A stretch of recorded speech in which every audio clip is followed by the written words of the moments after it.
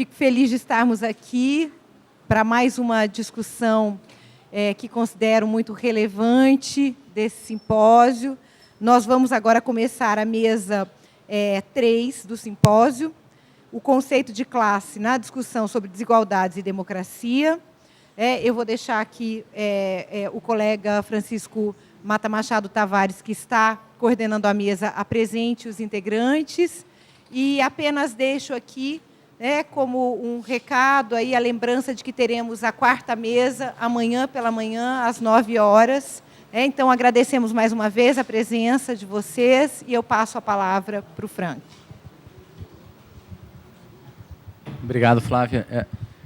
Boa noite a todas e a todos. E é uma alegria ter todo mundo aqui para a gente travar uma discussão tão importante e tão atual.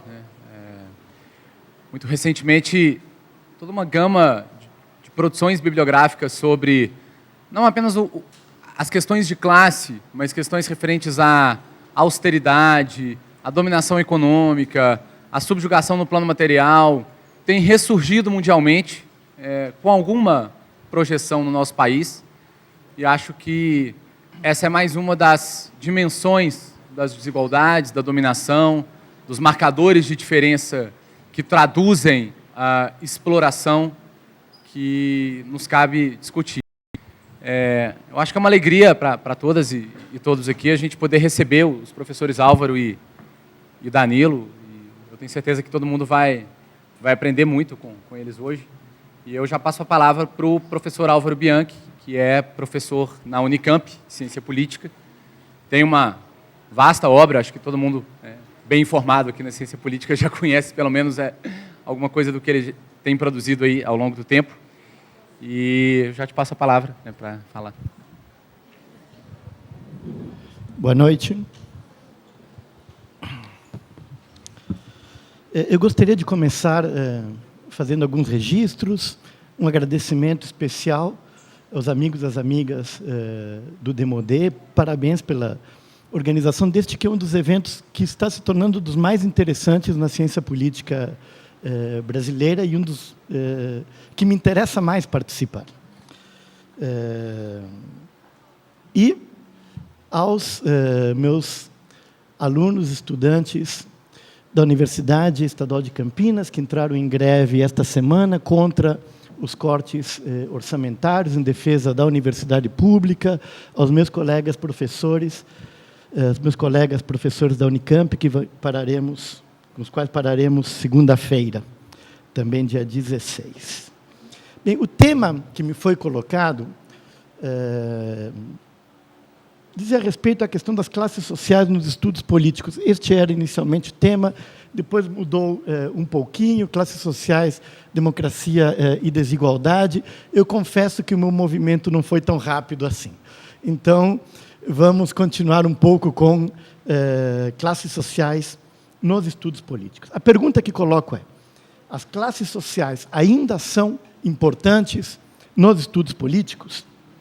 Bem, não é uma pergunta fácil de responder. E, intuitivamente, podemos respondê-la de maneira equivocada. É sobre isso que eu vou tratar.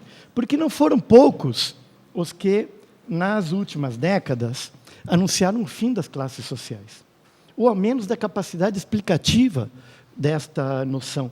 Já em 1959, Robert Nisbet, por exemplo, afirmava de modo categórico que o conceito de classe social era, em grande medida, obsoleto e incapaz de explicar distribuição de riqueza, poder e status nas sociedades ocidentais.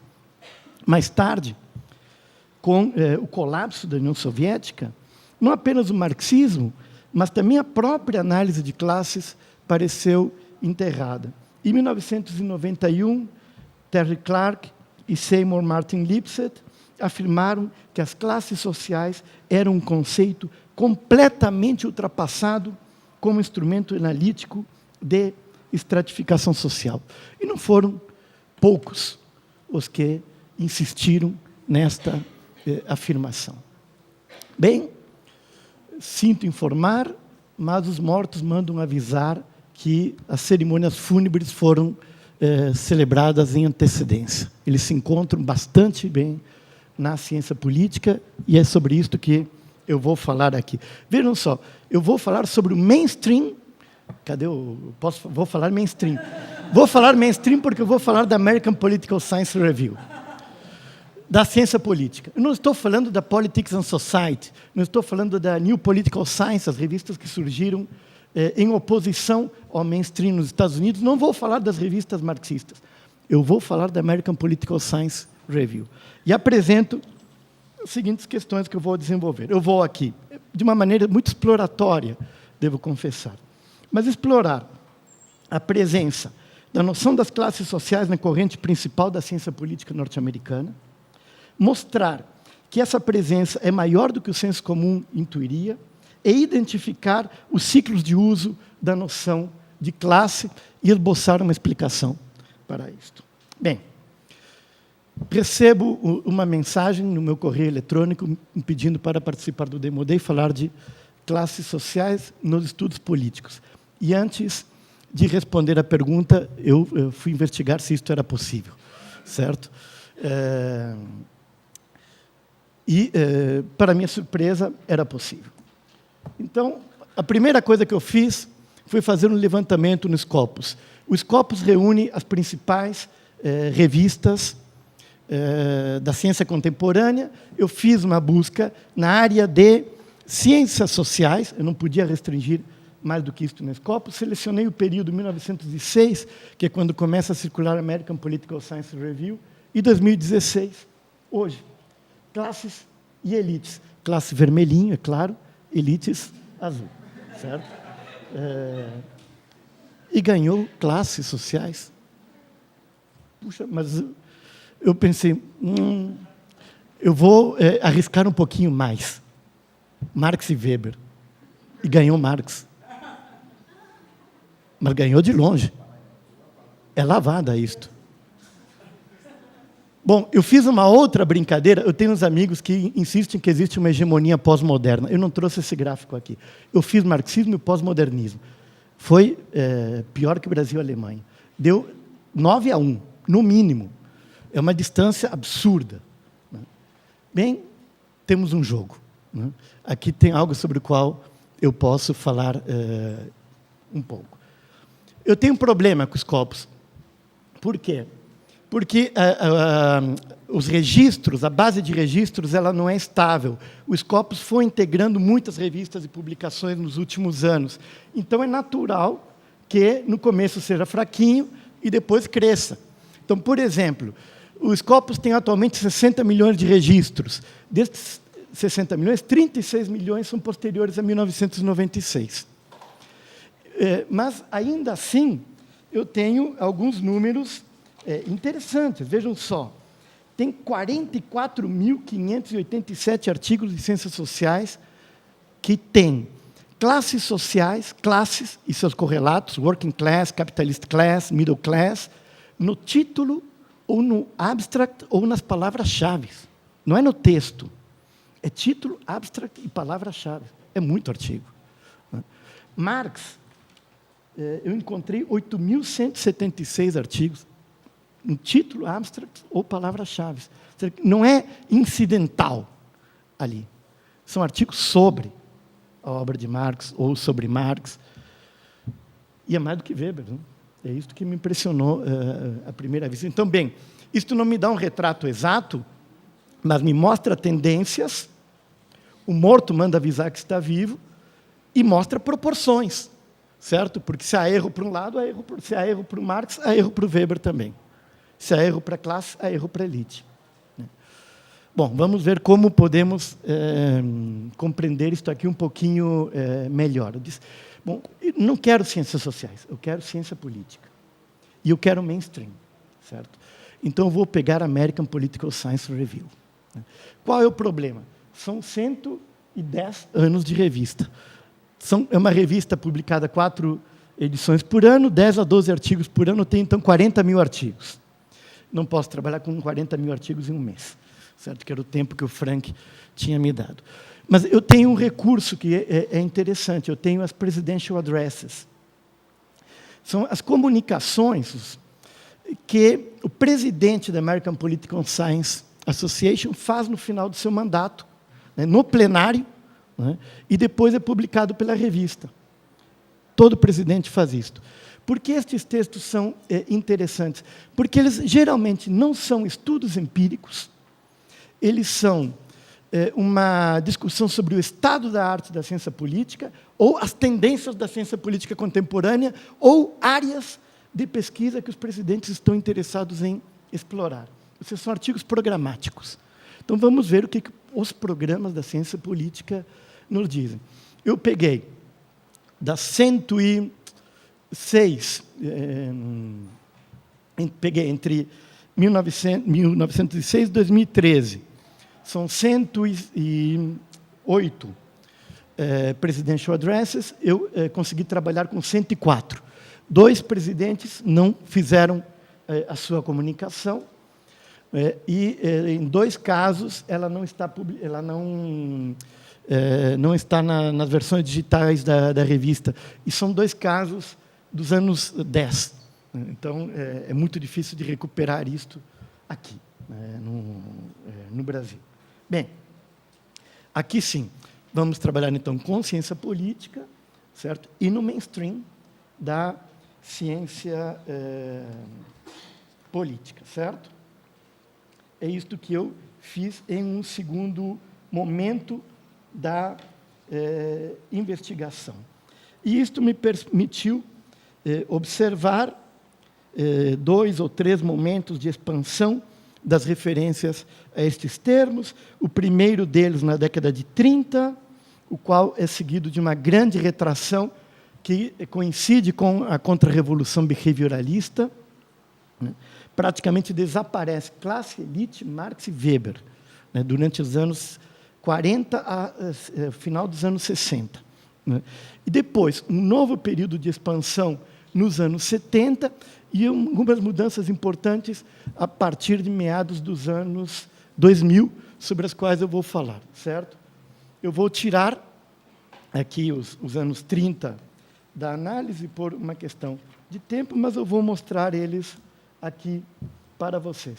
Ocorrências de classes e elites nas presidential addresses. O que eu faço aqui? Eu pego cada presidential address e verifico a existência de referências à classe e elite e vou somando o número de referências para ter uma medida de intensidade, certo? Bom, se eu trabalhasse apenas com uma medida de frequência, já teria algo interessante aqui. 55 presidential addresses, isto é, 52,9% delas fazem referência às classes sociais. 35,6% fazem por referência às elites. 23% fazem referência a Marx. E 14,4% referência a Weber. Isto não era de se esperar. Isto é contraintuitivo. Isto, ou pelo menos contraria a imagem que nós fazemos da ciência política norte-americana. Bom, mas aqui nós precisamos também uma medida de intensidade, que foi o que eu fiz somando o número de ocorrências, não é? E dá coisas bastante interessantes. Primeiro, aquele pico lá em 1930, que me parece bem interessante de registrar, porque isto coincide com uma crise econômica importante e com uma efervescência do ativismo sindical nos Estados Unidos, que vai resultar em uma reconfiguração do movimento sindical norte-americano.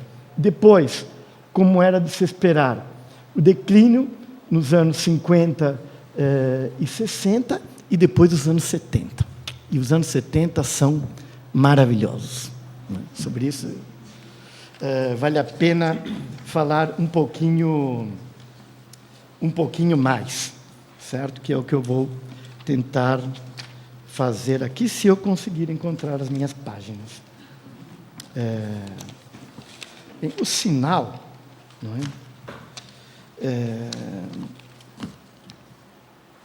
Tem vários sinais aqui importantes, não é? Um deles, institucionalmente visível, isso é perceptível nas presidential addresses, é o David Easton, em 1969. E David Easton ele é conhecido por The Political System, o livro manifesto do movimento behavioralista. Bem, em sua presidential address de 69, Easton sinaliza as mudanças que estavam por vir na ciência política dos Estados Unidos. No final dos anos 60, o esgotamento do behavioralismo era claro, que não era claro que Easton reconhecesse isto. Mas ele aproveita a oportunidade para fazer um balanço crítico do behavioralismo, afirmando que ele era simplesmente incapaz de lidar com os problemas realmente existentes da sociedade norte-americana. E ele afirma, cito ele, o medo da bomba nuclear, crescentes clivagens internas nos Estados Unidos, nos quais uma guerra civil e um governo autoritário se tornaram possibilidades assustadoras, uma guerra não declarada no Vietnã, que viola a consciência moral do mundo, estas são contínuas condições totalmente imprevistas pela ciência política, seja ela behavioralista ou não. Bem, esta é a crítica interna, no interior da APSA. Mas há um movimento interessante que ocorre nas bases da ciência política americana. Há um movimento interessante também na sociologia, mais radical na sociologia do que na ciência política. Na sociologia, se não me falha a memória, em 1968, Martin Nicholas, que se tornou famoso por escrever a apresentação aos Grundrisse na edição americana, não pronuncia, né, na sessão da American Sociological Association, o famoso Fat Cat Speech, né, o discurso do gato gordo, né, criticando a sociologia do gato gordo, certo? Seymour Martin Lipset, presidente da American Sociological Association, vaiado pelo Students for a Democratic Society na entrada, uma balbúrdia sem tamanho. Os estudantes tomam a palavra no plenário da ASA e Martin Nicholas desafia o establishment da sociologia americana. Fica a dica, né? Eu não estou chamando meus colegas de gatos gordos, né? Eu não utilizaria a expressão gato, mas, de toda maneira, na ciência política americana, houve um movimento similar. No Annual Meeting de 1967, os dissidentes se aglutinaram em torno de um conjunto de resoluções. A mais importante dela propunha uma revisão no artigo 2 do Estatuto da APSA, o qual afirmava que a APSA não comprometeria seus membros em questões de políticas públicas, nem tomaria posições que não fossem imediatamente relacionadas com a finalidade direta da associação, que é encorajar o estudo da ciência política. Era esta cláusula nos estatutos que a direção da APSA usava para impedir que fosse aprovada uma resolução de condenação à guerra do Vietnã. Bem, os dissidentes têm as suas moções rejeitadas, eles convocam uma reunião na APSA e arregimentam, em poucas horas, 255 associados e fundam ali o Caucus for a New Political Science, que é uma importante organização dos dissidentes no interior da American Political Science Association. A APSA não deixa de expressar aquelas contradições que se manifestavam no interior da própria sociedade americana. Bem, isto provoca mudanças importantes na ciência política americana. Não é? Bem, isto se expressa... Opa, mudei. Não, isso aí fica para depois. Classes e elites. Começa aqui a aparecer um crescimento em 70. Em 80, isso explode, isso é Seymour Martin Lipset, né, falando, essa presidential address revolução, reforma, classe trabalhadora e não sei o quê. Então, working class, no título da presidential address, revolution and reform, e isto, 193 menções a classes sociais, a working class, em particular, na presidential address de Martin Lipset. De novo, se nós vamos para Marx e Weber, também, os anos 70. Em 70 temos uma presidential address que é sobre Charles Marion e Max Weber. É uma das pouquíssimas presidential address que é sobre algum autor, não é? Mas também, reparem os anos 80, Marx, bom, mudanças importantes aqui na ciência política norte-americana. Aqui a lista dos cientistas políticos, hein, mais citados entre 70 e 79. Atenção aqui para o número 7. Herbert Marcuse. Número 9, Wright Mills. Número 38, Bertel Ollman. Bertel Ollman, este é um sujeito interessantíssimo. Ele tem um livro sobre a teoria da alienação em Marx, maravilhoso, o livro dele, mas ele também é muito conhecido pela sua militância, já morreu há poucos anos, pelo seu ativismo político e social na cidade de Nova York e por ter feito um jogo de tabuleiro chamado Class Struggle, que vendeu mais de 1 milhão de cópias e ter feito um considerável dinheiro sobre isso. Ele escreveu um livro, né, que é alguma coisa assim do marxismo, empreendedorismo social, relatando a sua experiência com o Class Struggle lá. Ira Katznelson, em 43. Katznelson, em 70, 79, era um jovem. Não é? Ralph Miliband, em 45, não tem Nikos Poulantzas aqui. Sheldon Walling, bem, aqui é James O'Connor, lá em 26, ou seja, tem uma balbúrdia aqui na ciência política norte-americana e uma balbúrdia aqui, diria eu, importante. Ou seja, a ciência política norte-americana, ela não se encontra alheia aos conflitos sociais da sociedade norte-americana. E é isto que faz com que apareça classe social, apareça Max Weber, apareça Herbert Marcuse, entre os autores mais citados. Não é? Bem, eu acho que é o momento, eu estou aqui recortando, certo? Mas eu acho que é um momento também muito interessante que ocorre a partir dos anos 2000. Não é? Lembrem-se, final dos anos 90, o movimento altermundialista, Seattle, né? Uma série de manifestações, uma agitação intensa dos movimentos sociais que vai desembocar depois, em 2011, no Occupy Wall Street, certo? Mas em 2000, em outubro de 2000, é lançado um manifesto numa lista de e-mails assinado por um tal de Mr. Perestroika. Né? E ele circula pela lista de correio eletrônico das universidades norte-americanas, da APSA, né?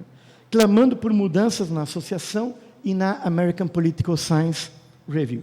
O texto afirmava que a APSA e o comitê editorial da American Political Science Review haviam se tornado irrelevantes e eram dominados por uma coterie exclusivamente ou quase exclusivamente formada por homens brancos. Denunciando o predomínio de métodos estatísticos e da teoria dos jogos, o manifesto reclamava a virtual ausência de outras metodologias, enfoques teóricos, como a história política, a história internacional, sociologia política, metodologias interpretativas, construtivistas, estudos de área, teoria crítica e, last but not least, o pós-modernismo. Bem, o manifesto terminava perguntando por que a presidência da APSA não era entregue a pessoas como Benedict Anderson, ou Charles Tilly, ou Richard Falk, ou Suzanne Rudolph, ou Ari Solberg, ou James Scott, ou Ted Skocpol. Enfim, dizia o manifesto, alguém que fosse mais representativo de nossa disciplina, ou seja, da ciência política americana, né, do que a coterie que dirige a APSA. Há um intenso debate na ciência política americana por conta deste manifesto, que obtém uma divulgação inesperada. A própria APSA reage abrindo-se e tentando trazer este movimento para o seu interior. No Encontro Nacional de 2001 e nos encontros regionais, uma nova revista foi criada, forças-tarefa e comitês foram instituídos para encorajar a participação de mulheres de outras minorias, foram feitos diagnósticos dos cursos de graduação e da própria governança da APSA, mas, creio eu, o efeito mais notável foi a eleição consecutiva de 3 mulheres para a presidência da instituição. Consecutiva, 3 mulheres. 2 delas estavam no manifesto do Mr. Perestroika. Ted Skocpol, Suzanne Robert Rudolph, a outra era Margaret Lev. Bem, este novo contexto da APSA, ele não deixa de ter, a meu ver, efeitos sobre os temas tratados pela American Political Science Review e pelas Presidential Addresses. 7 das 10 comunicações presidenciais do período fizeram uso da noção de classes sociais ou de elites. 7 das 10. Algumas delas intensamente, como, por exemplo, o artigo de Ted Skocpol, que analisa os padrões, a mudança dos padrões do associativismo nos Estados Unidos e o abandono por parte de uma elite bem educada das associações que reuniam várias classes sociais, cross-class associations, né, e a criação por parte desta mesma elite de organizações profissionais. Ou o artigo de Ira Katznelson, ele próprio, um dos fundadores do Caucus for a New Political Science, no final dos anos 60, o qual, acessando criticamente as análises das elites levadas a cabo por C. Wright Mills e Robert Dow, procurou investigar conceitualmente o poder em circunstâncias de permanente medo, ou de medo permanente. E o levantamento que eu fiz registra aqui uma importante alteração nos anos 2000, ao qual precisamos estar atentos. Embora o uso da noção de classes sociais permaneça significativo, pela primeira vez nos anos 2000, elites, tem mais elites do que classes. Não é? Aqui são as médias anuais de ocorrências. Eu tirei os outliers, que são Avery Larson, que tem um artigo sobre Max Weber, e Seymour Lipset, que tem um artigo que cita classes sociais 190 vezes, certo? Mesmo assim, podemos ter uma ideia das transformações. Percebemos lá no ano 2000 ter uma virada, certo? Que permanece. 2010 são 3 anos apenas. Então, isso não dá ainda para saber muito bem para onde vai. De todo modo, né, é preciso estar atento aí para ver o que está acontecendo, né? Bem, isso também é claro, porque como pegamos o número 10 presidential addresses, é pouco. Então, dependendo quem está naquele ano, a coisa muda. Por exemplo, Ted Skocpol fala de classes sociais 25 vezes e de elites 15. Né? E Ira Katznelson, isto me surpreendeu, fala de elites 16, mas só fala de 5 vezes de classes sociais. Eu esperava o inverso, né? Até porque Fear Itself, que é sua última grande obra, é classes sociais e não é elites, certo? Então, pequenas mudanças podem ter resultado aqui sobre os dados, mas, como eu disse para vocês, isto é um estudo exploratório, né? Bem, algumas correlações interessantes, né? A correlação mais importante entre classes e Marx, né? Ou seja, quando tem classes, há uma probabilidade maior de que apareça Marx no lugar de Weber, por exemplo, né? Com isto nós podemos fazer uma história da ciência política americana. As Presidential Addresses é material maravilhoso para trabalhar. Por exemplo, vejam só aqui que... Opa, isso aqui é diferente do meu. Eu sei, estou procurando aqui o F5. Vejam só que interessante aqui. Weber aparece só em 1969, com David Easton, né? Pareto aparece lá em 1930 e depois desaparece. Isso tem a ver com a modalidade de recepção. Weber, nos Estados Unidos, é sociólogo, né? Porque está marcado por Parsons. Parsons carimbou Weber com a teoria da ação social, e Weber demorou muito para perder o carimbo. Parsons é o editor de Weber, nos Estados Unidos. Então, isto tem certos impactos. Bem, como eu vejo agora, procurando concluir rapidamente, eu dizia para vocês, crise econômica, ativismo social, tem impacto sobre o uso da noção classes sociais nas presidential addresses. Há uma outra variável ali, que é a própria vida interna da APSA, as mudanças internacionais na própria American Political Science Association, que não deixam de estar relacionadas com conflitos sociais. Nós temos uma mudança grande na sociedade americana nos últimos anos. Classes sociais é parte do debate público norte-americano. E isto mudou de 2011 para cá. Quando o Occupy Wall Street diz nós somos os 99%, ali é classes sociais que entram no debate público. Por que Thomas Piketty, faz aquele sucesso estrondoso nos Estados Unidos? Isto não se explica sem Occupy Wall Street. Assim como não se pode explicar Bernie Sanders sem Occupy Wall Street. O discurso de Bernie Sanders, todas as limitações de Bernie Sanders, lá no interior da máquina democrata, todas as concessões que fez, mas é um discurso de classe. Toda vez que ele abre a boca, ele fala working class, working class, working class. Middle class, que era a identidade norte-americana, esta foi deslocada do discurso político pelo discurso da classe trabalhadora. E isto é efeito do Occupy Wall Street, a meu ver. Isto repercute na ciência política americana? Repercute. Nós ainda não temos um número maior de presidential addresses ou de artigos publicados na American Political Science Review que nos permitam, entre 2010 e 2013, muito pouco tempo, que nos permita conclusões de maior longo prazo. Mas se eu fosse arriscar alguma coisa, eu arriscaria o seguinte: classes sociais permanecem uma noção importante nos estudos políticos, na corrente principal da ciência política norte-americana. Número 2, Karl Marx manda um abraço e manda avisar que está bem de saúde. Obrigado pela atenção.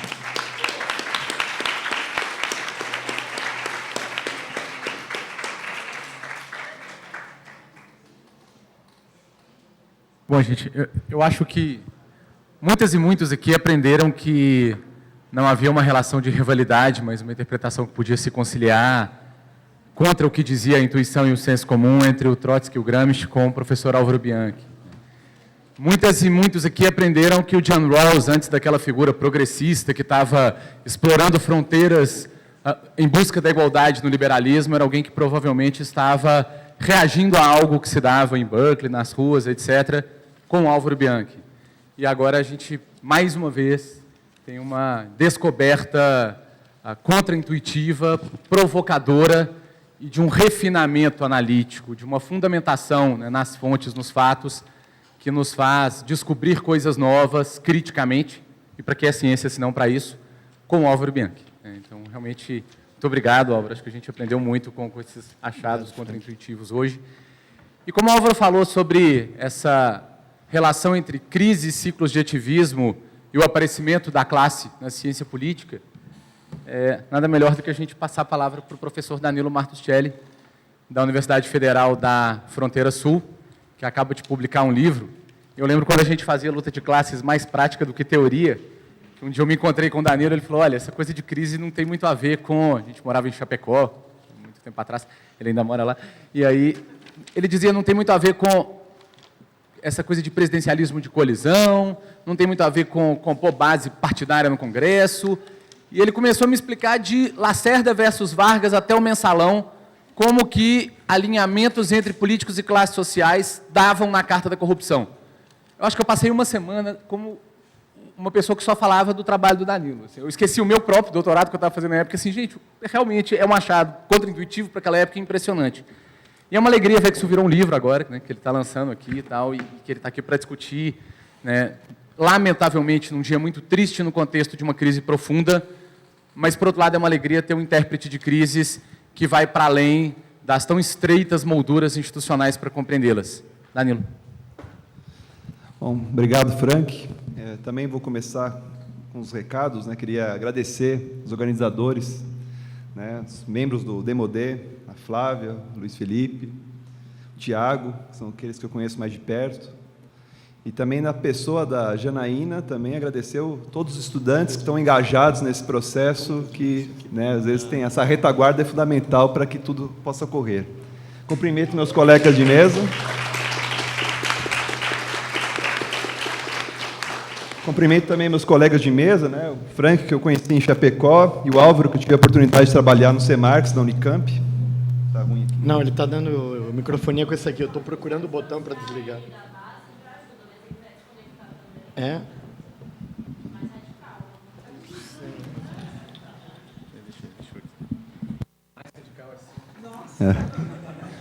E queria dizer que é uma grande satisfação estar no evento onde se faz uma ciência política situada no campo crítico e progressista.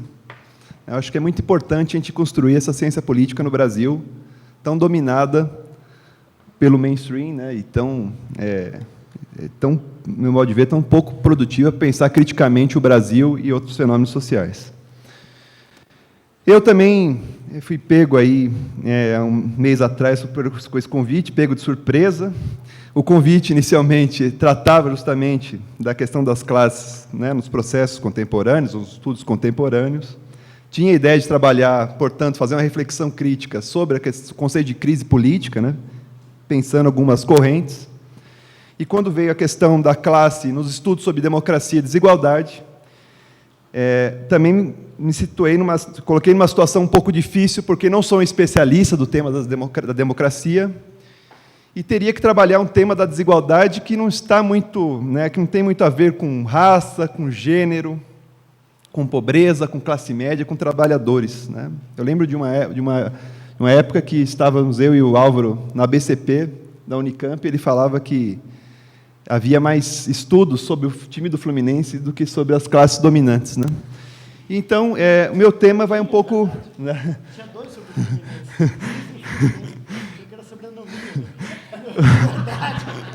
Então, a minha reflexão vai um pouco discutir um tema que é muito caro à obra de Gramsci, mas que eu vou discutir a partir da obra de Poulantzas, principalmente, que é o tema da hegemonia. A minha ideia aqui é justamente tentar apresentar e problematizar alguns recursos teóricos metodológicos que dispomos para determinar quais classes e frações de classes dominantes exercem hegemonia nas formações sociais capitalistas e, portanto, vou pegar aqui, né, alguns exemplos do Brasil para pensar um pouco essas questões. Como já fiz referência, vou tratar aqui, minha inspiração teórica mais forte é o Poulantzas, um autor que a gente talvez faça jus ao nome do grupo de pesquisa aqui, né, um autor demodé, né, e o Álvaro acabou de mostrar que é um autor demodé também para a ciência política norte-americana, né? Geralmente são autores que são, né, o Poulantzas, o Althusser, que são autores que participaram de uma corrente que eu classificaria como marxismo estrutural, são tratados hoje como teoricistas, cachorro morto e algo nessa direção.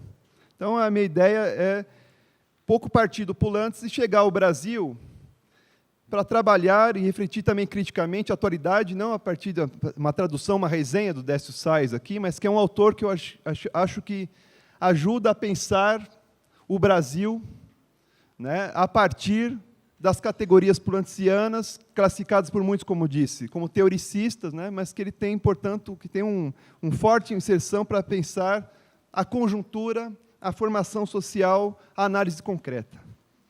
Então, o título da minha exposição é a contribuição do marxismo estrutural para a análise da relação entre hegemonia e classes sociais. Vou dividir minha exposição em 3 momentos fundamentais. Primeiro, é preciso situar qual é o lugar dos conceitos de hegemonia e classes sociais na teoria marxista da história. Num segundo momento, queria indicar um pouco o que se pode entender como hegemonia e quais são os indicadores e procedimentos teóricos, metodológicos, que podemos empregar para aferir a classe que é hegemônica. No terceiro momento, quero discutir um pouco a relação que existe entre a hegemonia stricto sensu, ou seja, a hegemonia política, a hegemonia que uma fração dominante exerce sobre o conjunto de frações dominantes, a hegemonia que uma fração, portanto, exerce no bloco no poder, e a hegemonia ideológica, que tem a ver justamente com a hegemonia de uma fração dominante sobre o conjunto das classes. Então, um pouco o itinerário da minha exposição vai nessa direção. Começarei, então, portanto, pela discussão sobre a hegemonia e classes sociais na teoria da história. Quem conhece um pouco de Althusser deve se recordar que uma das questões centrais que aparece para a corrente althuseriana é justamente a caracterização do marxismo como uma ciência da história. O Althusser tem todo, para além de pensar se é justa ou não a divisão, o corte epistemológico que ele fala na obra de Marx, o que está colocado na obra de Althusser é uma crítica à problemática humanista que está presente no jovem Marx, que está fundada nos conceitos de alienação, ser genérico, emancipação humana. Se a gente fosse aplicar para a discussão atual, aqui que eu quero fazer hoje com vocês, diria que esses conceitos não servem, podem ser considerados obstáculos epistemológicos para fazer uma análise de conjuntura. O contraponto que ele apresenta é justamente pensar não a história como um processo, um movimento de perda e recuperação da essência humana, mas principalmente como um processo sem fim e sem sujeito. E, portanto, os conceitos que passam a ganhar centralidade na sua análise, na análise da corrente althusseriana de uma maneira geral, são os conceitos não mais de alienação, ser genérico e emancipação humana, mas de modo de produção, revolução social, formação social, luta de classes, classes sociais e revolução social. Mas cabe a pergunta, que lugar tem os conceitos de hegemonia e classes sociais nessa teoria marxista da história? E aqui é necessário pensar o duplo aspecto da teoria da história. Pensar aqui numa distinção teórico-metodológica, até recordando um pouco uma ideia que está presente no Gramsci, que é justamente pensar simultaneamente a teoria da história como uma teoria, como algo que abrange tanto o conhecimento dos processos de transição e transformação social, como algo que se refere, que abrange o conhecimento dos processos de conservação ou reprodução social.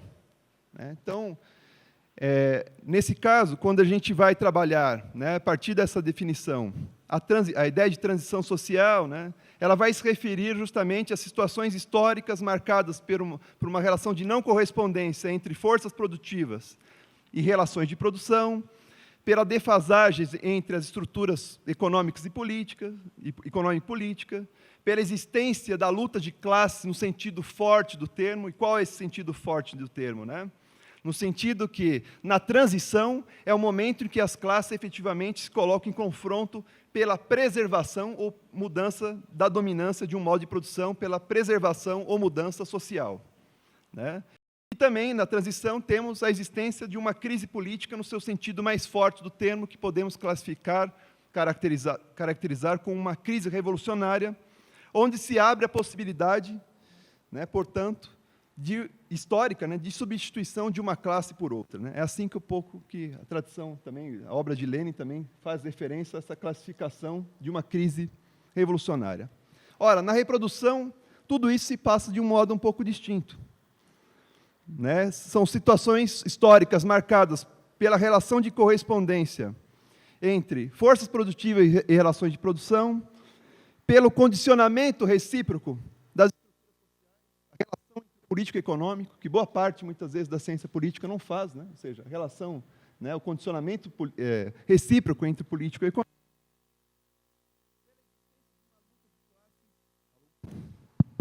Pela existência de uma luta de classes no sentido fraco do termo. A luta de classes aqui assume, propriamente, não a feição de um confronto aberto entre classes fundamentais, mas a feição de um conflito funcional, distributivo, funcional à reprodução social. Para os trabalhadores, ela significa uma luta por melhores condições para a sua própria reprodução como força de trabalho.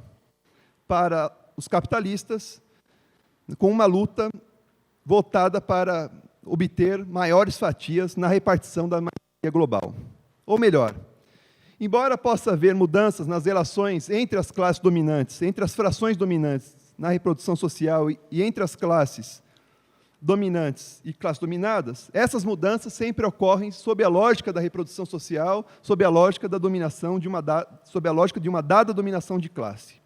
Então, a disputa pela hegemonia, quando se fala, diferentemente do que acreditavam os eurocomunistas, acreditavam na possibilidade de uma hegemonia dos trabalhadores sem ruptura com o capitalismo, a disputa por hegemonia se trava efetivamente entre as frações dominantes, e as crises políticas tendem a ter não um caráter propriamente disruptivo, mas propriamente de uma existência positiva às classes dominantes. Ou seja, elas não assumem propriamente um traço antissistêmico ou antiestrutural.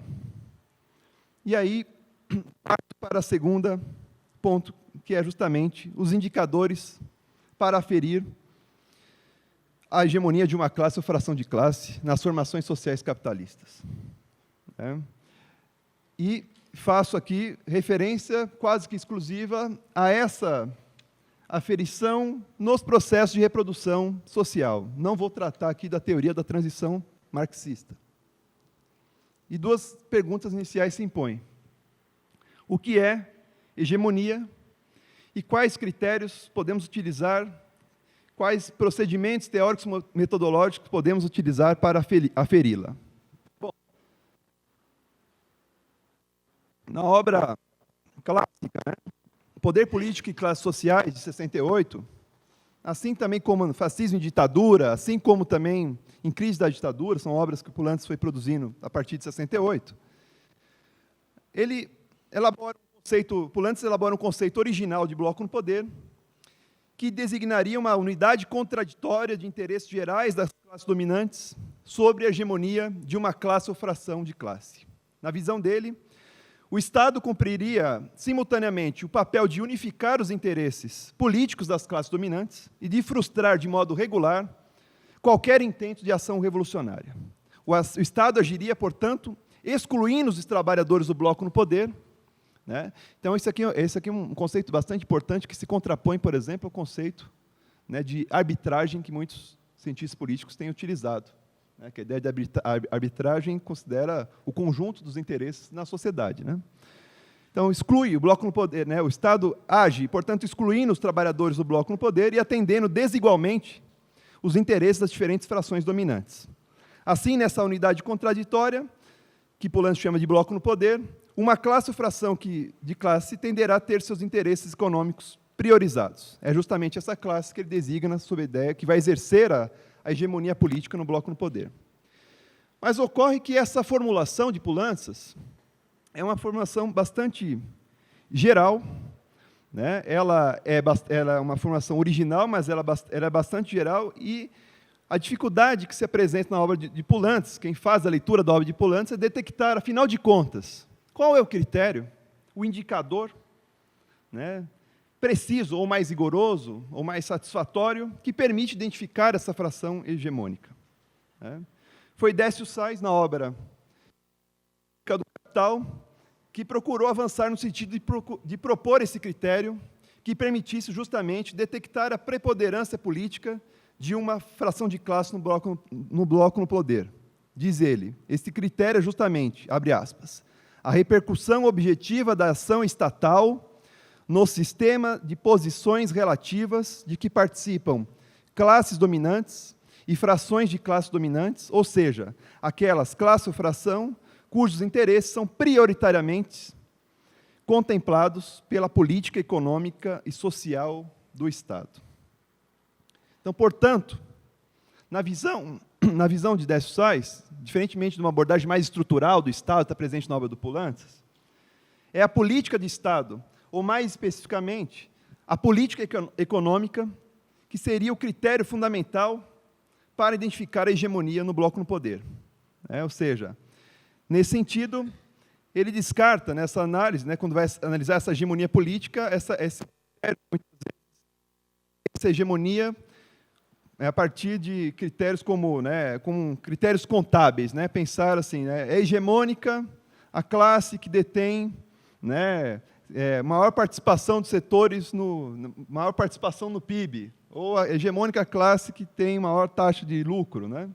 Não é disso que se trata, né? Hegemonia política não pode ser pensada como um problema contábil, né? E aí se coloca outra questão, né? Décio Sais destaca a ideia de que a política econômica é aquele elemento, né, da política de Estado que cria divisões, fracionamentos e hierarquiza os interesses no interior do bloco no poder, né? Então, para ele, o elemento fundamental para indicar a hegemonia é a política econômica. Mas outros problemas aparecem nessa discussão. Será que esse é um critério suficiente, né, tomado de maneira isolada? Acredito que não, e vou desenvolver um pouco a argumentação nesse sentido. No meu entendimento, devemos articular, quando se pensa em hegemonia política, alguns indicadores e alguns procedimentos teóricos metodológicos, né? O primeiro é pensar nessa unidade institucional chamada aparelho de Estado, que contém diferentes ramos articulados sob a dominância de um deles sobre os demais, né? O que aparece um pouco, é possível extrair um pouco das reflexões desse campo da teoria marxista, é que há uma espécie de divisão do trabalho no aparelho de Estado. Alguns ramos se dedicam à acumulação, prioritariamente à acumulação de capital, né? São voltados, né, à acumulação de capital, especialmente aqueles que se dedicam à implementação da política econômica, e outros ramos se dedicam mais à reprodução da força de trabalho. São justamente aqueles que são os executores da política social, né?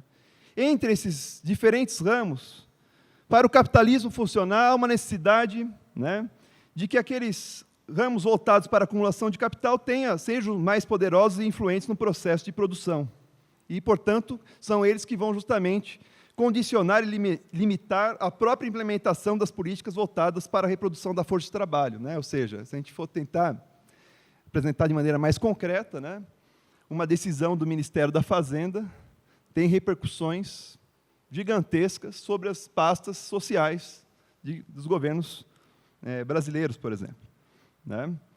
Então, é importante fazer um trabalho de identificar em cada situação social, cada momento histórico, qual que é o ramo, qual que é o conjunto de ramos que detém um papel preponderante e influente no processo de tomada de decisões do Estado capitalista, né? Para nos aproximarmos aí de uma caracterização justamente dos aspectos daquilo que pode ser considerado como aspectos fundamentais da política de Estado. Aí vem um pouco a minha crítica à obra de Décio Sais, as reflexões de Décio Sais, que caracteriza a política de Estado, econômica como elemento fundamental para identificar a hegemonia. No meu entendimento, Décio Sais dá demasiada atenção ao que eu chamaria aqui de aspecto propriamente decisional da política de Estado, né? Ou seja, ele faz muita menção à execução da política econômica e seus efeitos sobre a formação das classes e frações dominantes, mas não parece dar atenção devida a um outro aspecto que é fundamental para pensar a hegemonia, que é a dinâmica das não decisões.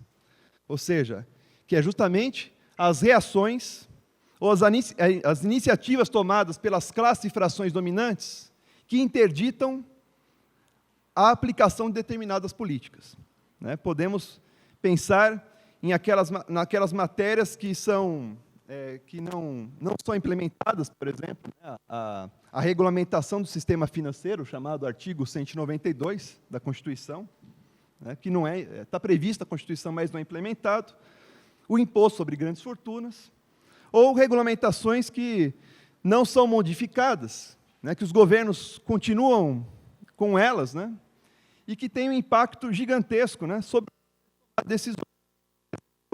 A lei de responsabilidade fiscal, que foi utilizada para criminalizar a política do governo Dilma Rousseff, né? Portanto, a política de Estado não deve ser pensada nessa dimensão apenas decisional da política econômica, mas também das não decisões. É necessário, portanto, articular essas duas lógicas, decisional e não decisional, para pensarmos o seu conteúdo.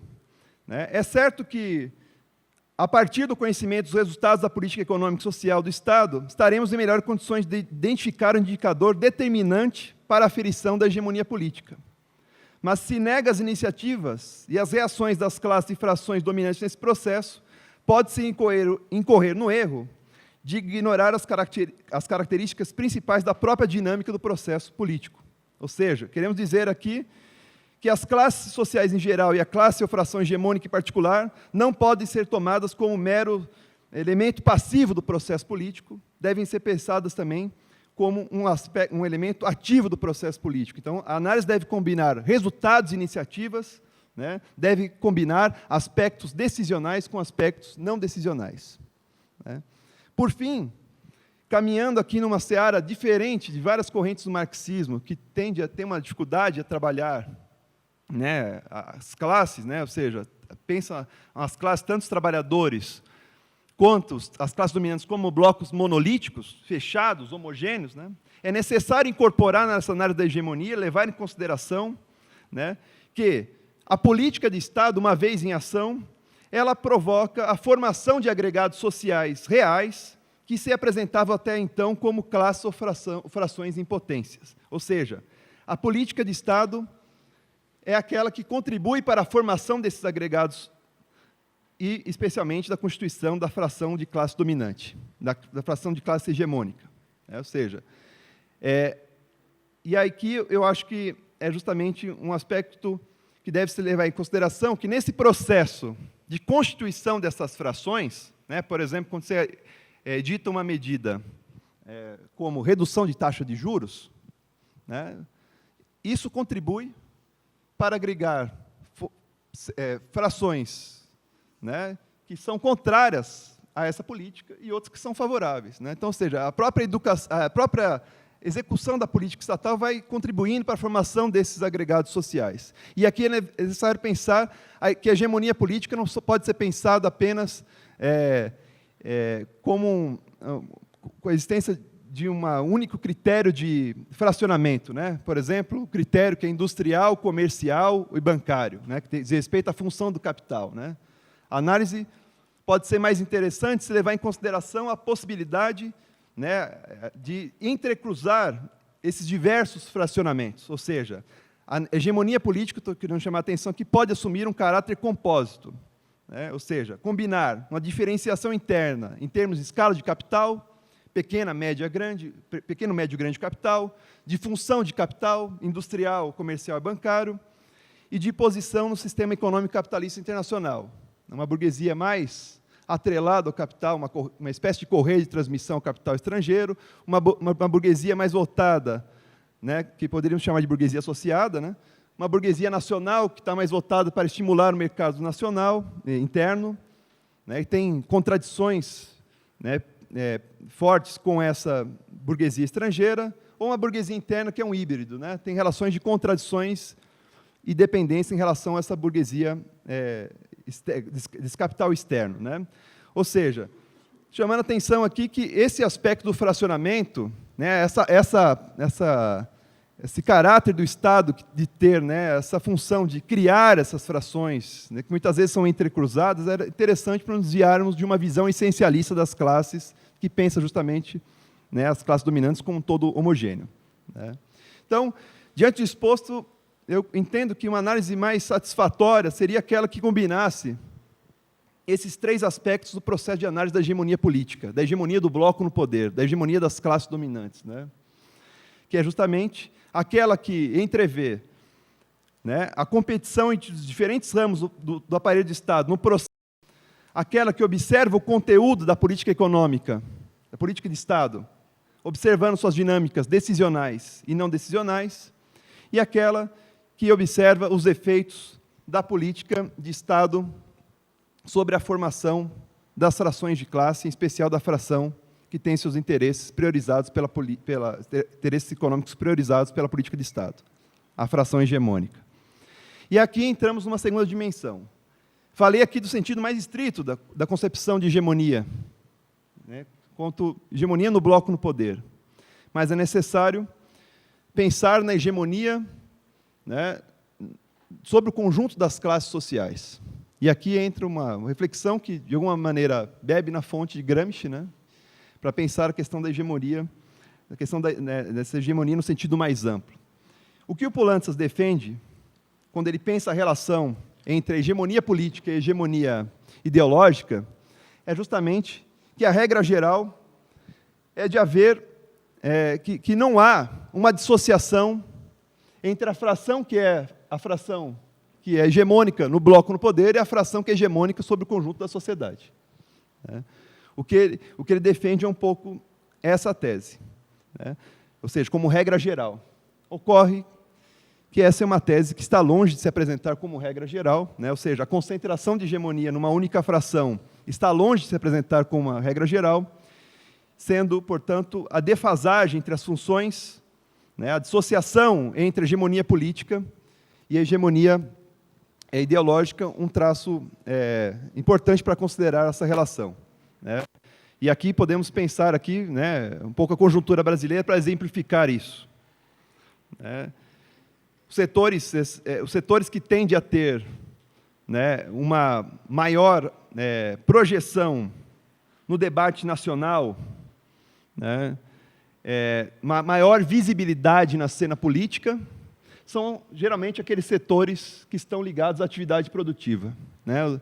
Ou seja, são aqueles setores que falam da vocação agrária brasileira, são aqueles setores que, de alguma maneira, vislumbram um projeto industrialista, né, apresentado como projeto para o desenvolvimento da sociedade, né? Então, ou seja, né, os setores produtivos, ligados as frações ligadas à atividade produtiva têm essa condição estrutural de interpelação mais forte, né, em relação ao conjunto das classes, quando comparada. Então, portanto, está em melhores condições de exercer a hegemonia ideológica do que aqueles setores que estão ligados à atividade improdutiva, né? Ou seja, os estudos sobre banqueiros sempre indicam, né, o campo de invisibilidade, né, dos banqueiros, né, desses setores na cena política, né? Ou seja, tem dificuldade de se representar autonomamente quanto partidos, quanto grupos de interesses, quanto associações, né? A gente passou a crise atual, a gente não sabe qual que é a posição da FEBRABAN,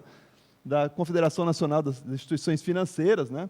Esses são aspectos importantes, né? Acho que para considerar, ou seja, assim, na dinâmica, claro que isso não é algo dado, né? Mas acho que é uma coisa que o Poulantzas não desenvolve, isso aparece de maneira muito embrionária, muito jogada num texto de conjuntura do Décio, mas acho que é necessário pensar, inclusive, para tratar a nossa formação social brasileira, né? Período mais recente, né? O entendimento que tenho é que passamos por situações tanto de dissociação, quanto com tendências de concentração da hegemonia numa única fração, né? Se a gente fosse comparar aqui os anos 90 com os anos 2000, para encerrar, eu diria o seguinte, né? Nos anos 90, a hegemonia dos setores mais ligados à grande burguesia financeira internacional e nacional, ela exercia simultaneamente a hegemonia no bloco no poder, porque tinha seus interesses priorizados pela política do Estado e diante da sociedade, dado o impacto que teve a ideologia neoliberal que representa esses interesses, sobre a burguesia industrial e sobre o conjunto de trabalhadores, as séries de mudanças, né? O impacto que teve no movimento operário brasileiro, sindical, o impacto que teve sobre os movimentos sociais, né? Algo distinto, né, eu vejo nos anos 2000. Eu acho que, nesse processo, você tem uma manutenção da hegemonia desses setores, mas uma mudança da hegemonia ideológica, que vai ser justamente protagonizada por essa grande burguesia interna, ligada ao setor produtivo, né, que muitas vezes faz menção a um discurso neodesenvolvimentista, mas que, na verdade, né, sustenta aquilo que poderíamos chamar aí de um social-liberalismo, que compreende justamente uma ideologia que nem sataniza o Estado e endeusa o mercado, mas pensa Estado e iniciativa privada como parceiros, né? Então, portanto, e aqui me contraponho a várias análises influenciadas pela perspectiva poulantsianas, né? No caso até da análise do professor Armando Boito Júnior, né? que vai falar que há uma mudança da hegemonia política, né? Que a burguesia interna seria essa classe hegemônica. Na minha visão, o que se tem, na verdade, é uma mudança em termos da hegemonia ideológica, que tem impactos, que permite um fortalecimento político dessa burguesia interna no bloco no poder e permite que ela atraia para si segmentos dos trabalhadores, movimentos social organizados, movimentos trabalhadores organizados para a sua zona de influência ideológica, né? Tudo isso está ruindo na conjuntura agora que a gente se aproxima, né? Obrigado pela atenção de todos e vamos ao debate.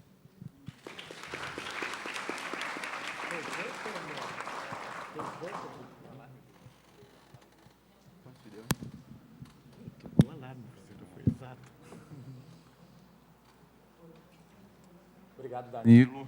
Alô? Obrigado, Danilo. Acho que descortina-se para nós todo um outro horizonte, né? Para além de partidos, coalizão, táticas, estratégias, enfim.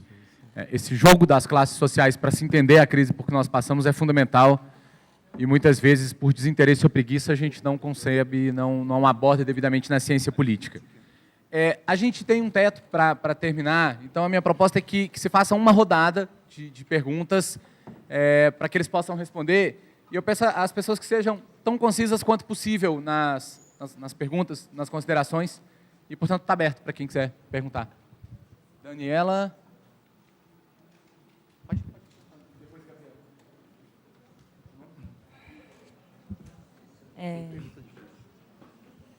Oi, posso falar? Oi? Ah, tá. Se você puder ir ali. Tá, peraí.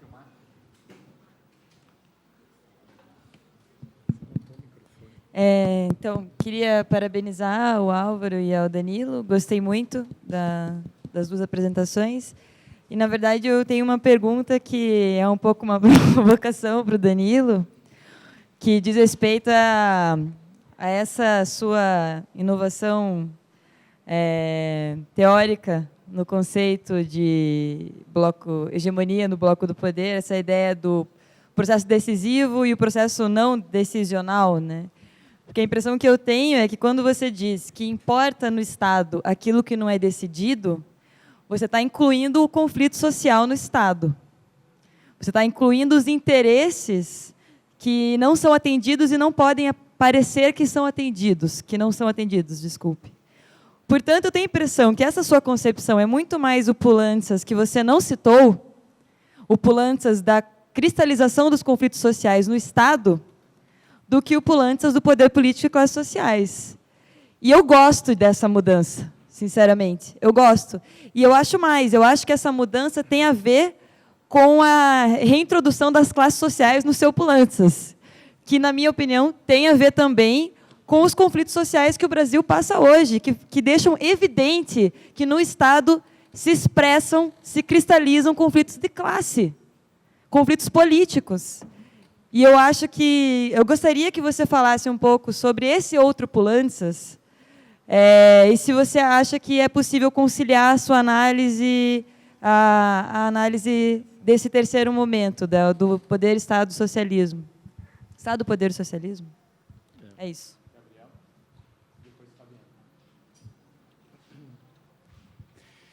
Eu quero expressar a minha alegria por este tipo de espaços que não são frequentes. Eu espero que cresçam contra a corrente na ciência política e contra a corrente na sociedade, num momento como o atual.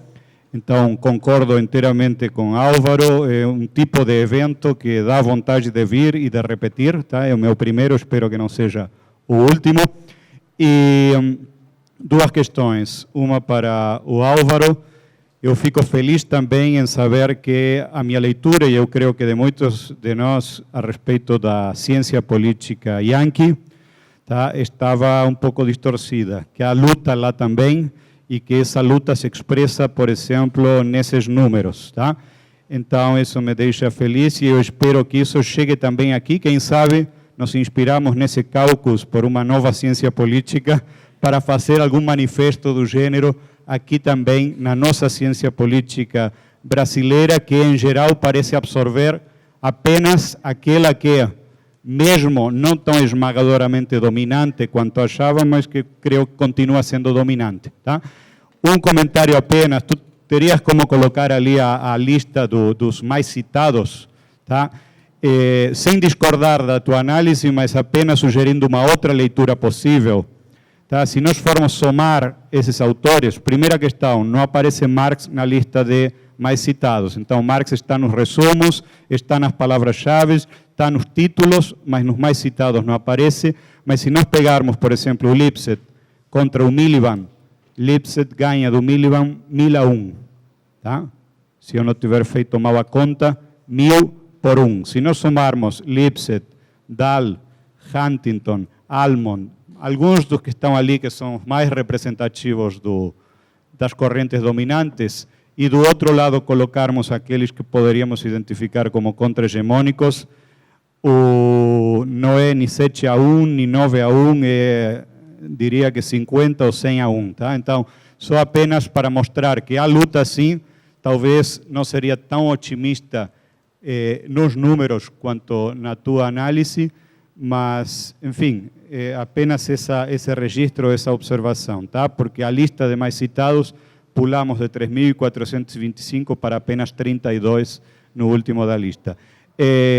Danilo, gostei também muito da tua fala e nos permite pensar e repensar muita coisa do que está acontecendo hoje. A ciência política, esta ciência política tão institucionalista, tão presente na nossa academia, que não consegue sequer, quando tem que analisar instituições, como é que funciona a relação entre os três poderes, para tentar explicar, mesmo a partir da dimensão institucional, o que está acontecendo, não consegue prever e muito menos explicar. Tá? Então, este tipo de categorias e estas clivagens que tu trazes, evidentemente, são fundamentais. Dois comentários marginais. A questão do domínio, aliás, da hegemonia ideológica. Tá? A questão do vocabulário, eu gostaria de te ouvir brevemente. Palavras como colaborador, palavras como empreendedor, empreendedorismo e outras que eu quero que expressam essa hegemonia que transcende os setores produtivos e que contemplam também plenamente os setores, as frações improdutivas do capital. E segundo rápido comentário relacionado com este, descendo brutalmente no grau de abstração, indo para a política concreta do dia a dia, o REGE, né, o grupo, a Marina Silva e seu grupo, ali tu tens exemplos concretos de banqueiros atuando e tentando se constituir como partido ou como um ator político importante no cenário partidário brasileiro. Né? Banqueiros que estão lá, que participam, não apenas financiam por trás, mas que sonham com uma política diferente e estão ali participando ativamente do processo. Tá? É isso, obrigado.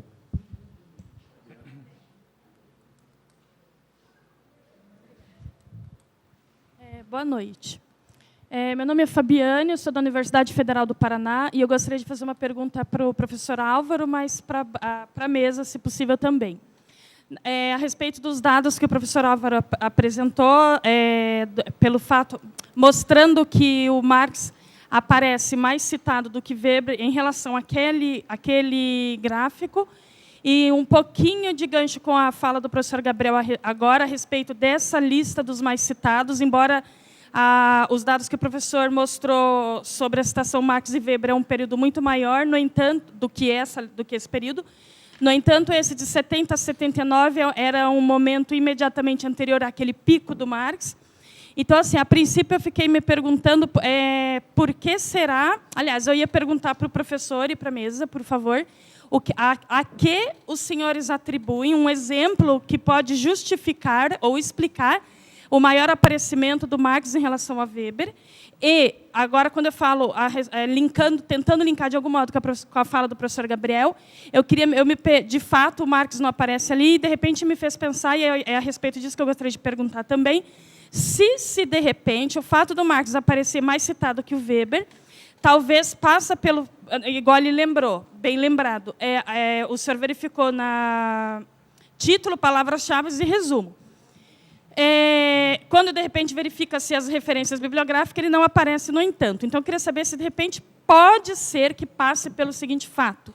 aquela quantidade maior de citação do Marx, de repente, se explica por uma quantidade de artigos que fazem releitura ou interpretações de Marx, e por isso ele aparece mais do que Weber, até mesmo, de repente, porque Marx pode ser, mesmo fora da universidade, mais conhecido do que o Weber.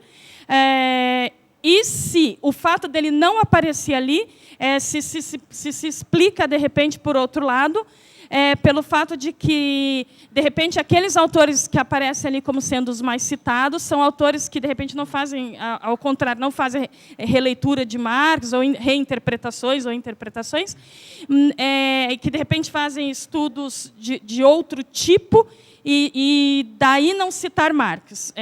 Não sei se eu me fiz entender, mas é alguma coisa relacionada com isso. Obrigada.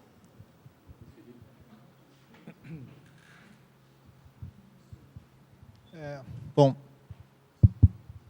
meu nome é Luiz Felipe, sou professor aqui da UNB. A minha pergunta é para o Álvaro. Eu acho que o trabalho do Álvaro é muito interessante. Eu tenho duas questões mais de método que eu queria que ficassem esclarecidas e uma pergunta mais provocativa geral. Certo? As questões de método. Primeiro, se foi levado em conta a polissemia da palavra classe, certo? Que é muito maior que da palavra elite, que, portanto, pode dar aí ter um peso nos resultados numéricos. Em segundo lugar, é porque parece que as opções são ou falar de classe ou falar de elite. E, no entanto, a gente pode ter uma vasta parcela dessa produção que não fala nem de classe nem de elite, que vai falar de grupo de interesse, que vai falar de grupo de pressão, que não vai falar de nada do individualismo radical e vai falar de ação coletiva sem pensar em nenhum tipo de grupo. Então, pode ser que a gente tenha uma situação assim, que a gente diz que o Bangu é um grande time porque ele tem mais vitórias que o Olaria, mas, na verdade, pode ser que a gente tenha que pegar outros. Então, se isso foi levado em conta, e, na verdade, se a gente olha essa lista que a Fabiane mostrou, que o Gabriel também, a gente pode ver que, se a gente fizer uma análise do ponto de vista da bibliografia citada, que nos permite um ajuste mais fino, talvez a gente veja uma hegemonia da produção conservadora muito mais acachapante do que esses dados apresentam. E, com isso, eu faço a minha pergunta, quer dizer, se realmente nós temos essa disputa tão acirrada, por que o impacto líquido da ciência política estadunidense na ciência política do Brasil e do resto do mundo é um impacto tão conservador, de uma ciência política tão acomodada e tão pouco crítica? É isso.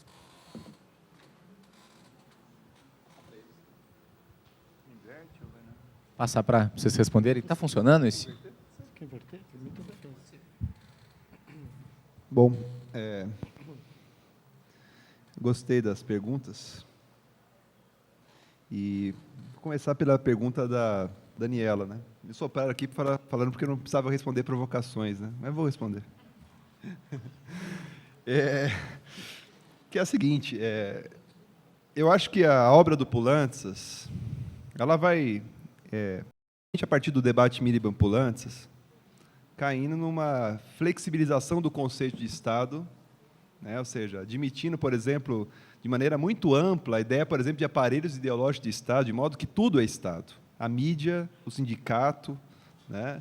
Eu acho que ele vai caindo para uma análise um pouco muito ampla do que pode ser pensado como uma ideologia, como aparelho ideológico, né?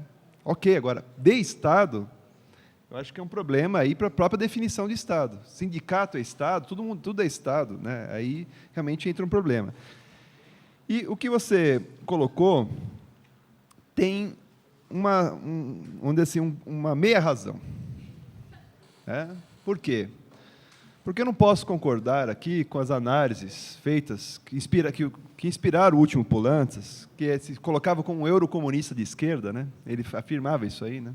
Que é o eurocomunismo, né? Que é uma expectativa de que, sem destruir o aparelho de Estado, é possível se atingir aí a hegemonia dos trabalhadores, né? Os trabalhadores, então, o que expressa na conjuntura atual, né? Vamos ocupar postos dentro do Estado, assim como obtiver hegemonia no parlamento, hegemonia do executivo, né? A luta socialista está resolvida, né?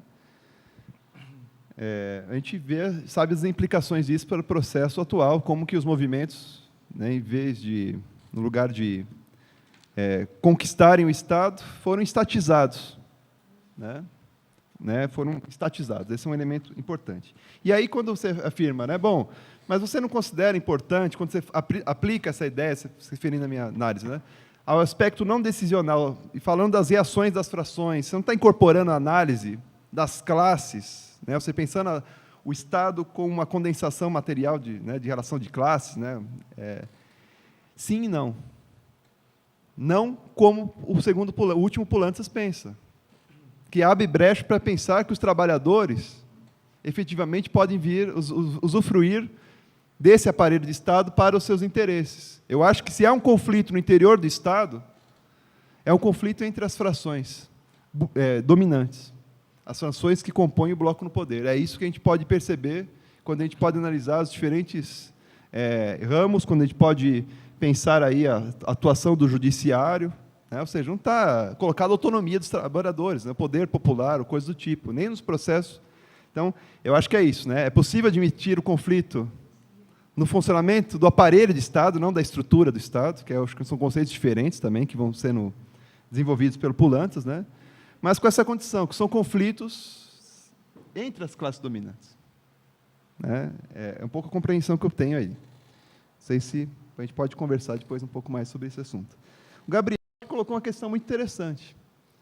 Eu aqui desenvolvi um pouco rapidamente, de maneira muito tosca, na verdade, né? Assim, muito rápida, né? A ideia da hegemonia ideológica, como ela pode se constituir a partir aí, né, desse processo da própria política de Estado, né, que se apresenta, por exemplo, em determinados momentos com desenvolvimentista, com um projeto industrial, como que as frações ligadas do capital produtivo podem se valer tem condições de interpelar muito mais as massas do que os setores, né, relacionados à atividade improdutiva, né? Mas você apresentou algo que eu acho que complementar a análise que eu desenvolvo aqui, que é pensar, né, a hegemonia também sendo constituída a partir da lógica do processo de trabalho, não só da política de Estado.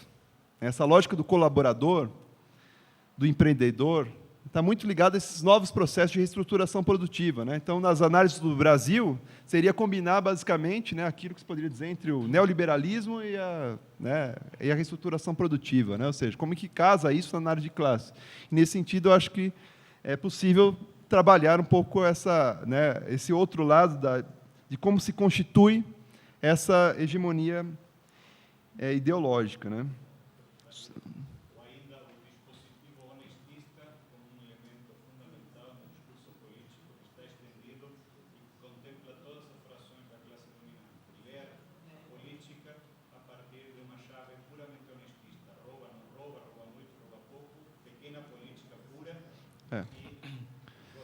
Essa é uma outra reflexão que eu procuro um pouco fazer aqui, mas estou tentando me alongar um pouco nas discussões sobre a luta contra a corrupção, especialmente nos processos de crise, né? Acho que a luta contra a corrupção, se ela não atinge em cheio o Estado, ela se manifesta como uma forma de estatismo, né? Como um estatismo, ou seja, ela está inscrita na própria lógica das disputas entre as frações dominantes. Então, você pode ter um estatismo de caráter mais progressista e um estatismo de caráter mais reacionário ou regressivo. Por exemplo, na conjuntura do Collor, a crítica à corrupção, né, que representava pensar a saída do político desonesto também, a ética na política, ela se combinava com uma posição que eu considero progressista, nos limites que se pode considerar como progressistas, que era a luta contra os efeitos da política neoliberal, luta contra o arroxo salarial, luta contra o desemprego, né, luta contra a desindustrialização e por aí vai. O que se tem de 2005 e 2015, 2016, é algo diferente, é um estatismo de caráter regressivo, que é acoplar a luta contra a corrupção com o conservadorismo liberal, né? E acho que é isso aí, né? A luta contra a corrupção tende a se expressar quanto, efetivamente, são táticas utilizadas pelas diferentes frações dominantes para desgastar os governos que não atendem seus interesses, né? E você aponta a questão dos banqueiros. Talvez não tenha sido um pouco impreciso na minha exposição. Eu acho que é possível perfeitamente um partido ser composto por banqueiros, né? Inclusive, alguns estudos, né, do Timothy Power, daquele André Guiot, que estudaram o PSDB, na conjuntura ali do começo dos anos 90 para meados dos anos 90, falaram da banqueirização do PSDB. Ou seja, uma entrada razoável, né, de banqueiros no interior do partido. Mas aí estamos discutindo o quê? Quem participa do partido, né? Agora, outra coisa é um partido como a Rede, por isso que tem que chamar Rede, né? Afirmar, nós somos o partido dos banqueiros, né? Queremos aqui aplicar uma política favorável ao setor que ainda é pouco rentável no Brasil, coisa do tipo, entendeu? A burguesia industrial, setores, né, considerando industrial no sentido amplo aqui, né, construção civil, agronegócio, etc., eles têm muito mais condições de interpelar o conjunto dos trabalhadores com o discurso do progresso, com o discurso da indústria, com o discurso que gera emprego. O capital usurário, o parasitismo que está ligado à visão dos banqueiros, né, tem muito mais dificuldade, por isso que não pode se apresentar abertamente como defendendo um projeto para o país, um projeto dos banqueiros, tem que criar uma série de mediações, né? Então, tem mais dificuldades, o que não impede, como foi nos anos 90, um pouco o discurso da modernização do neoliberalismo, né, do que representaria o neoliberalismo, né, ou seja, vamos abrir a economia, que isso vai permitir a modernização da economia, vamos privatizar, tudo isso aí colaborou um pouco com essa projeção desses interesses políticos ligados aos banqueiros, fundamentalmente, né? Mas agora, quem tem condições, tendencialmente, de interpelar mais os trabalhadores, quem tem constituído as alianças, ainda que provisórias, em frentes políticas, com os trabalhadores, são setores mais ligados a esse ramo industrial. Né? Então, é assim um pouco que eu penso. Obrigado. Não, daqui. O microfone morreu. Depois de ter sido decapitado, a solução radical foi definitiva. Bom, sobre algumas questões. Questões de ordem metodológica para... Opa, de novo. Recuperei aqui. O problema aparece aqui, Luiz Felipe. Como é que eu trabalhei com class? Class pode ser sinônimo de tipo, por exemplo, né? Class of data, por exemplo, você pode dizer, tipo de dados. Então, como é que eu resolvo? Eu utilizei social class, mas isso me restringia muito, então somei working class, capitalist class e middle class, certo? Aqui. Então, eu acho que a elite não tem esse problema. Não é? Aqui eu não tinha como resolver. Aqui eu peguei Marx e Weber. Não podia pegar Karl Marx e Max Weber. Isso restringia absurdamente para os dois Marx. Não, o problema não está no Marx. O problema está no Weber. Por exemplo, apareciam referências a Weber em 1850, que era um Heinrich Weber, que é o fundador da psicologia experimental. E depois, como eu pegava a social science, você pega no Scopus, joga Max Weber, os primeiros artigos que vão aparecer é sobre um artista plástico chamado Max Weber. Aí não tem escapatória, né? Mas, digamos, aqui a distorção favorece Weber, não favorece Marx. Aqui talvez favorecesse Class, porque eu fui botando mais coisa para tentar compensar. Mas aqui não, porque aqui eu fiz no MOOC. Eu fui pegando texto por texto e isso me permitiu retirar, né, os Marx que não eram Marx. Havia um caso de Marx que não era o Karl, e o Class me permitia. Então, aqui está bem... Metodologicamente, isso aqui está bem mais confiável que o outro. O outro é mais para ver uma tendência. Eu usei isto para identificar um problema. Bem, perceberam que eu não disse que o marxismo é hegemônico nos Estados Unidos. Me passou isto pela cabeça. Eu disse está vivo. E está vivo no mainstream. E aparece em 50% das presidential addresses. Eu sou capaz de apostar que é o único autor. Não há outro autor que apareça em metade das presidential addresses. Pode jogar Lipset, pode jogar Dow, pode jogar qualquer um, não vai dar 50%. Né? Bom, aqui nós temos algo sobre o qual precisaríamos ver um pouquinho melhor. Gabriel, o problema dos números é que você pode forçar. Por exemplo, o Gabriel torturou, porque ele pegou lá o primeiro Seymour Lipset e comparou com o último Milliman, mas o que me chama a atenção não é o Milliman aparecer, é o Marcuse aparecer. Entre os 10 primeiros tem 2, e o Marcuse tem mais de quase 40% das citações do primeiro. Existe algum marxista brasileiro que aparece com 40% das citações do mais citado na ciência política brasileira? Não. Existem 2 marxistas brasileiros que aparecem entre os 10 mais citados na ciência política brasileira? Pois é, porque eu disse, os anos 70 são do escambau, né? O negócio estava animado, né? Certo? Mas por isso que aparece Classe, aparece Marx. Então, o que chama a atenção é isto, né? Que apareçam aqui 2 entre os primeiros. Olha só como... Vamos deixar a brincadeira melhor? Marcuse é mais citado que Seymour Huntington, né? Esta aqui é para levar para casa. Pode ser, entendeu? Mas Marcuse é mais citado que Morgenthau. E Morgenthau já era Morgenthau nos anos 70, certo? Bom, então, aqui tem coisas, digamos que... Mas eu digo, isso aqui é uma pesquisa exploratória, precisa ir para ver o que está aqui por trás disto. Não é? Bem, por que Marx e não Weber? Uma questão que a Fabiane tinha colocado. Eu acho que aqui tem muito da fortuna editorial de Weber, né, que é algo sobre o qual eu insinuei isto. Weber é traduzido já nos anos 30, não é? Ele deixa eu achar aqui. Não, a Ética Protestante e Espírito do Capitalismo é traduzido em 1930, certo?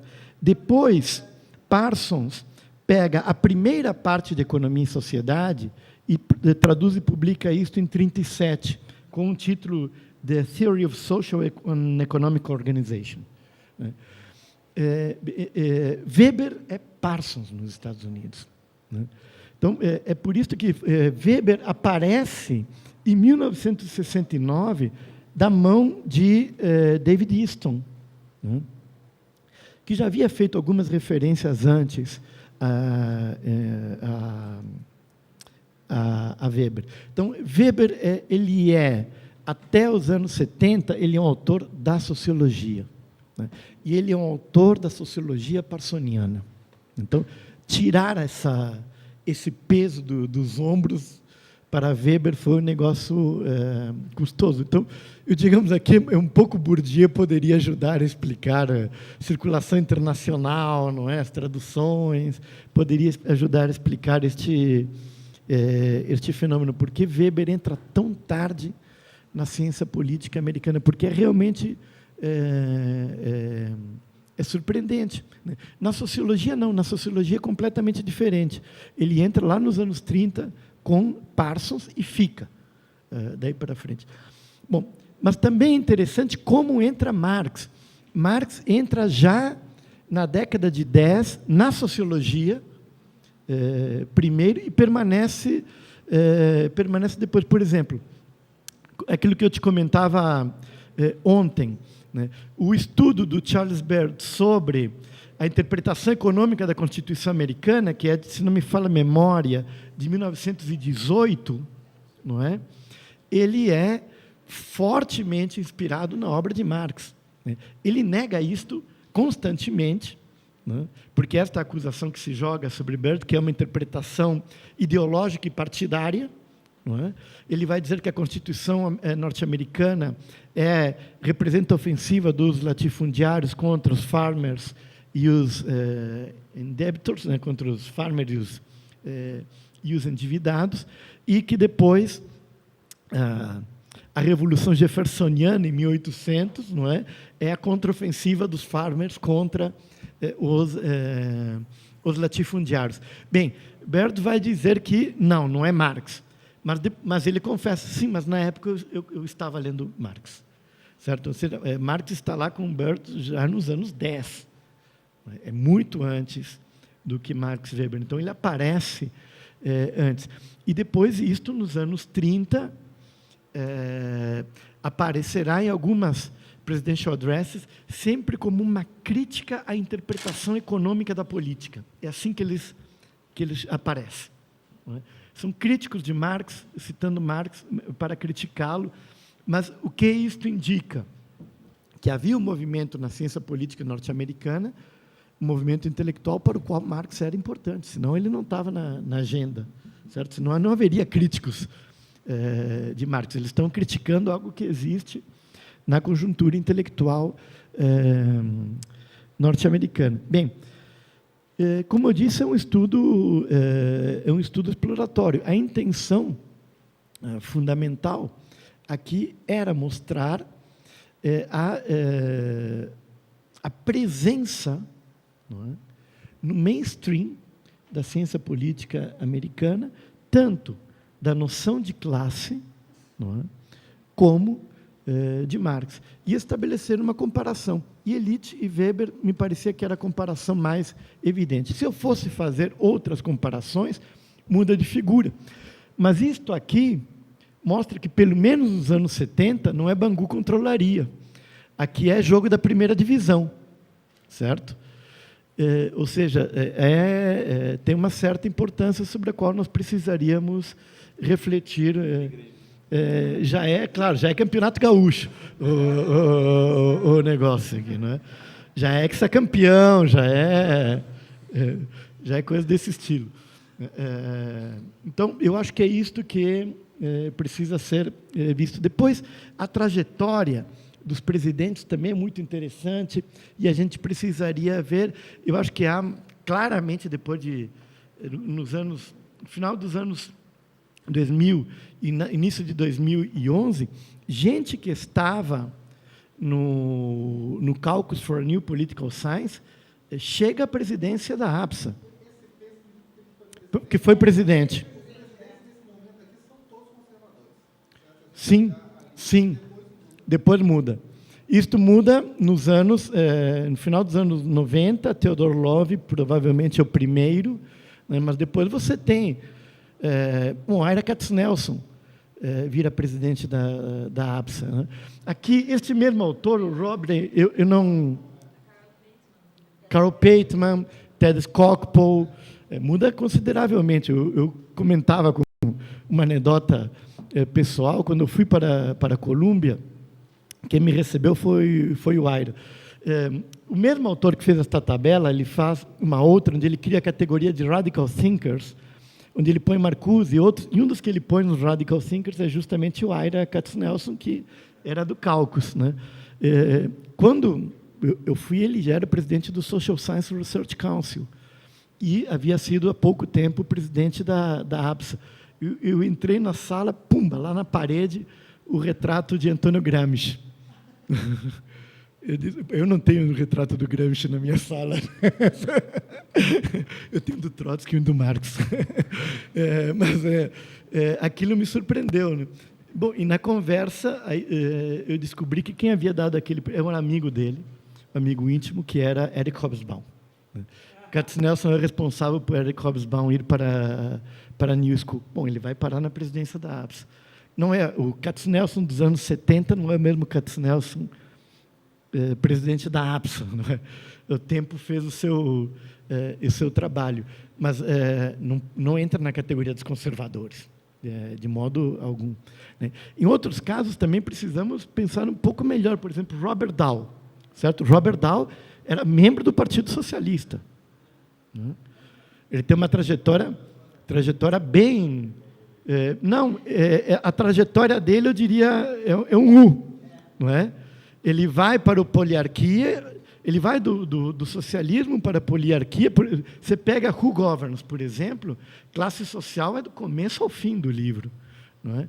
Depois ele vai para a poliarquia e depois ele vai para a crítica da democracia, uma crítica bem interessante. No final dos anos 60, ele é da tropa de choque contra o Caucus.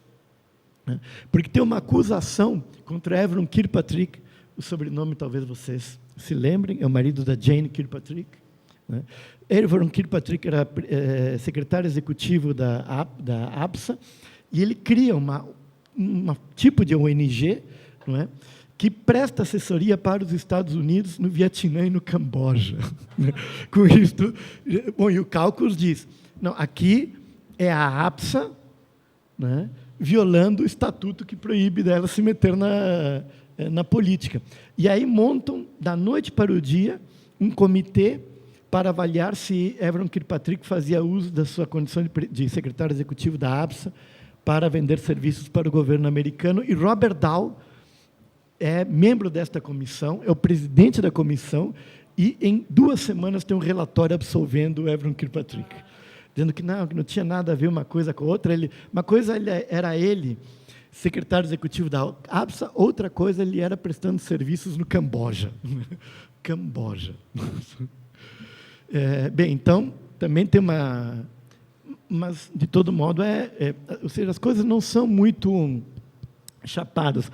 Hans Elau é um behavioralista hardliner nos anos 60 e nos anos 70, 76, se não me falha a memória, quando ele chega à presidência da ABSA, ele, na sua presidential address, ele diz: classe e nação são categorias analíticas fundamentais para compreender a política. Era uma coisa que ele não diria nos anos 70. Ou seja, as coisas não são preto e branco, as coisas são muito mais nuançadas do que a gente diz. Bom, agora vem a pergunta do milhão, né? Por que o Brasil é desse jeito? Porque é um bando de provinciano, Luiz Fernando. É jeca. É jeca. É esta a explicação que há. Não tenho a menor ideia do que é a ciência política norte-americana. A menor ideia. Não tenho a menor ideia. É isso que dá.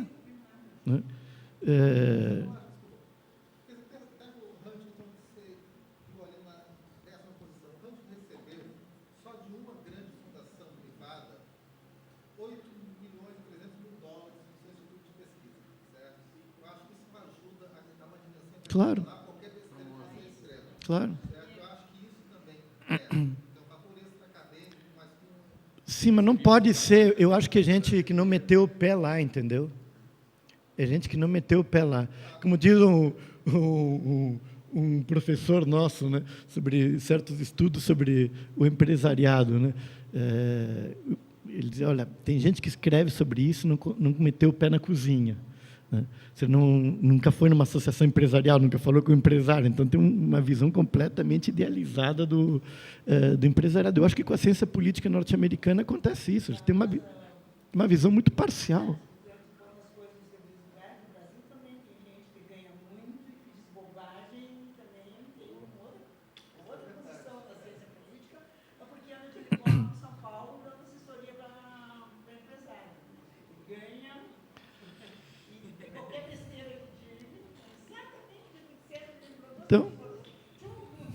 Então, eu acho que o que se fala da ciência política americana, para o mal ou para o bem, não corresponde à realidade. Eu acho que a realidade é muito mais nuançada.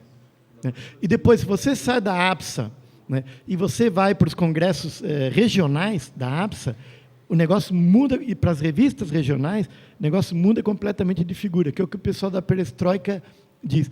A ABSA deixou de ser irrelevante e está tudo acontecendo nas associações regionais, Middle West, Political Science Association, coisas do gênero.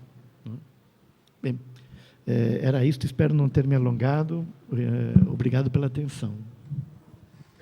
Gente, eu queria agradecer muito ao Demodê por ter oportunizado essa mesa, Flávia, Luiz Felipe, Carlos, Danusa, Tiago, as estagiários, pesquisadores do Demodê, muito obrigado, né, por terem oportunizado esse debate. Eu acho que a gente precisa, de fato, se encontrar mais, né, no pensamento crítico na ciência política aqui nesse país, e esse evento, de fato, está conseguindo fazer isso, né, ao longo dos tempos.